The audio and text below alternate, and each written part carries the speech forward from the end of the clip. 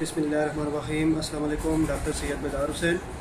आज हम जिस टॉपिक के बारे में बात करेंगे जॉइंट्स पेन के हवाले से, गाउट के हवाले से। ये बड़ा आम सा मर्ज़ है।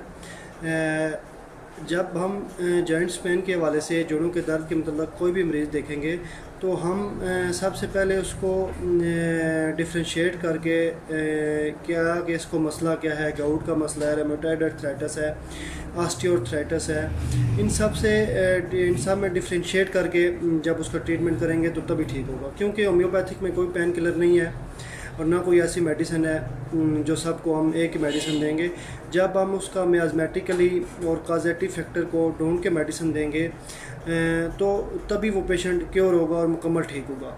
जोड़ों का जो इलाज है, एक ये मुश्किल इलाज है और ये एक लंबे अरसे तक चलने वाली बीमारी है और लंबे अरसे तक इसका ट्रीटमेंट चलता है, तभी जाके जो है ना पेशेंट मुकम्मल क्योर होता है। वरना पेन किलर, सिर्फ पेन किलर खाने से वक्ती फाका आ जाता है मगर पेशेंट मुकम्मल क्योर नहीं होता। तो सबसे पहले जब हमारे पास कोई पेशेंट आएगा तो हम उसकी हिस्ट्री के मुताबिक हिस्ट्री लेंगे। कोई कैंसर हिस्ट्री तो नहीं है, आया कि कोई मियाज़म, सोरा, सिफिलिस, साइकोसिस, कोई मियाज़म तो नहीं है, ट्यूबरकुलोसिस हिस्ट्री तो नहीं है। इसके अलावा हम पैथोलॉजिकल चेंजिंग देखेंगे, उसमें अगर कोई पैथोलॉजिकल चेंजेस तो नहीं आई, कोई डिजनरेटिव चेंजेस तो नहीं आई, कोई इन्फ्लेमेटरी डिजीज़ तो नहीं है, कोई बैक्टीरियल तो नहीं है, ठीक है, कोई इंजरी वगैरह तो नहीं हुई है। जब हम मियाज़मेटिक और काजेटिव को एड्रेस करके उसका इलाज शुरू करेंगे तो वो मुकम्मल क्योर होगा।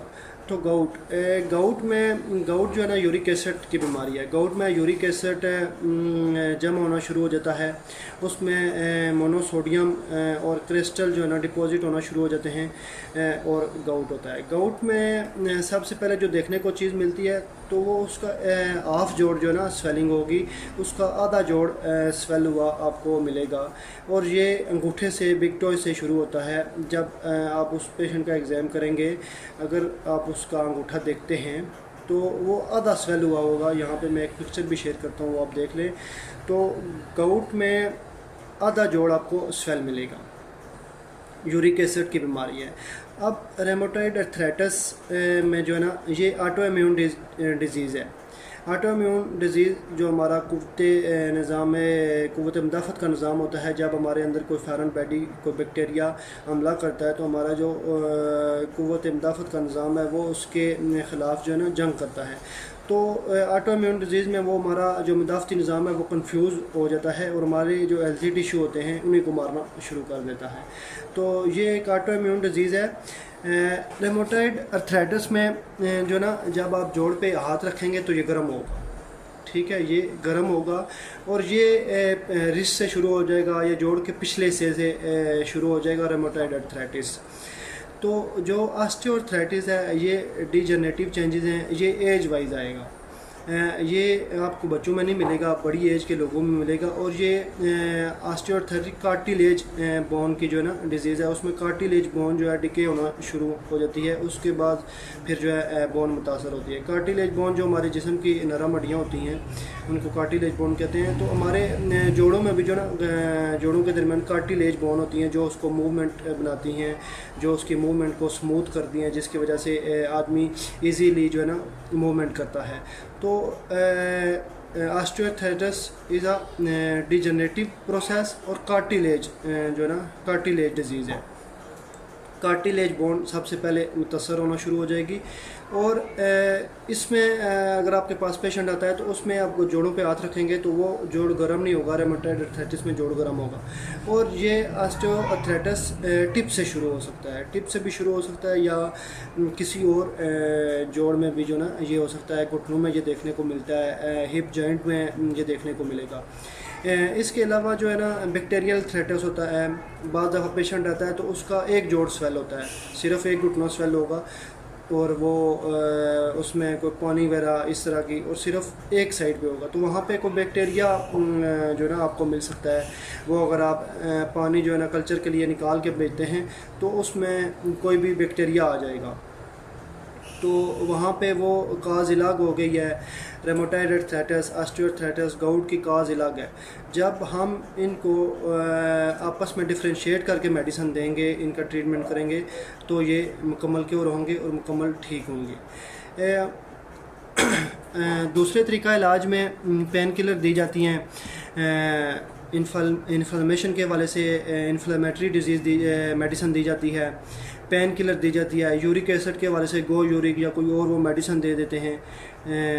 लेकिन ये जो है ना मुकम्मल ठीक नहीं होता, कुछ अर्सा आराम आता है और फिर दोबारा जब यूरिक एसिड का अटैक होता है तो फिर वो जो है ना बढ़ जाएगा। अब गाउट जो है यूरिक एसिड की डिजीज़ है और ये अचानक हो जाता है। रेमोटाइड अर्थराइटिस या ऑस्टियोआर्थराइटिस उसके लिए एक टाइम बाद जाके पता लगेगा ये मसला है, शुरू से आस्ता आस्ता थोड़ा थोड़ा दर्द होता रहता है और बाद में जाके बीमारी क्लियर होती है। लेकिन गाउट में रात को बंदा सोया है तो सुबह उठेगा तो वो उसके जोड़ पकड़े होंगे। वो आप उससे पूछेंगे कि हो सकता है मे भी रात को उसने किसी जगह दावत खाई है तो वो जो है ना गोश्त इतना ज़्यादा खा गया है कि रात को वो सोया है तो सुबह उसके यूरिक एसिड ज़्यादा हो गया है और उसकी वजह से उसके जोड़ पकड़े गए हैं।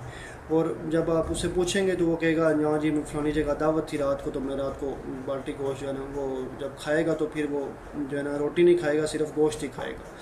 तो ये अचानक आएगा। और अगर मेडिसिन खा के बंदा आया है कि दवाइयाँ खा के आया है तो फिर यूरिक एसिड अगर आप उसका टेस्ट करवाते हैं तो यूरिक एसिड बाद दफ़ा टेस्ट में नहीं आता, क्योंकि उसने मेडिसिन कोई गो यूरिक या कोई और मेडिसिन अगर उसने खा ली है तो यूरिक एसिड टेस्ट में नहीं आएगा। रेमोटाइड अर्थराइटिस में भी आप RA फैक्टर करवाएंगे तो वो पॉजिटिव आएगा। कार्टिलेज ऑस्टियोआर्थराइटिस में आप एक्सरे कराते हैं तो वहाँ पे जो है ना कार्टिलेज डिजीज़ आएगी, उन्होंने लिखा होता है कि कार्टिलेज जो है ना डिके। तो इन सब को सबसे पहले जो है ना जोड़ों के अमराज में सबसे पहले इन सारे मसलों को आपने डिफ्रेंशिएट करना है और फिर इसका ट्रीटमेंट करना है। तो गाउट के हवाले से जो है ना हम होम्योपैथिकली ट्रीटमेंट के हवाले से देखते हैं कि क्या है। तो ये जो है ना जैसे ही बंदा आएगा सबसे पहले अगर कोई मियाज़मेटिक काजेटिव फैक्टर मिलता है, एक्सरे, कार्सी, ट्यूबर, मेडोरिनम, सेफलिनम, ये इस तरह की बहुत सी अद्वियात हैं। लेकिन आप फ़ौरन उसको जो है ना अगर बरबरस वलगरस देते हैं तो फ़ौरन विद इन 5 to 10 मिनट्स उसको आराम आ जाता है और वो पेशेंट जो है ना बहुत बेहतर महसूस करता है। इसके अलावा अगर मेडोरिनम और ड्रोसेरा आप लगा के उसको अर्टिका यूरन, क्योंकि यूरिक एसिड की बीमारी है तो अर्टिका यूरन आप उसको देंगे और ये अंगूठे से ही शुरू होती है, अंगूठा पहले पकड़ने होता है तो वहाँ पे हम लिडम पाल का इस्तेमाल करेंगे।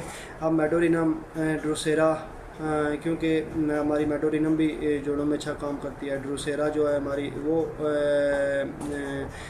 बोन की और जोड़ों की बहुत अच्छी मेडिसिन है, तो हम अर्टिका यूरन जो है ना उसको देंगे। इसके अलावा लिडम पाल हम देंगे तो फिर हम वो फ़ौरन पेन जो है ना विद इन 1 डे वो सेटल हो जाएगा। फिर हम उसको अर्टिका यूरन जो है डेली बेस पे भी दे सकते हैं, 30-200 हम उसको रोज़ाना इस्तेमाल करा सकते हैं।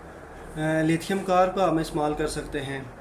इसके अलावा एसिड बेंज जिसमें ऑफेंसिव स्मेल ऑफ यूरिन होगी, एसिड बेंज इस्तेमाल करेंगे। काल्चिकम हमारे पास बहुत अच्छी मेडिसिन है, ऑटो इम्यून डिजीज़ की मेडिसिन है, रेमोटाइड अर्थराइटिस में भी काम करेगी।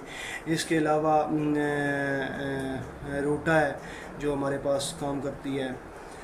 इसके अलावा काली बाइक है, शिफ्टिंग वाले पेन है, स्पॉट्स पेन है तो काली बाइक काम करेगी।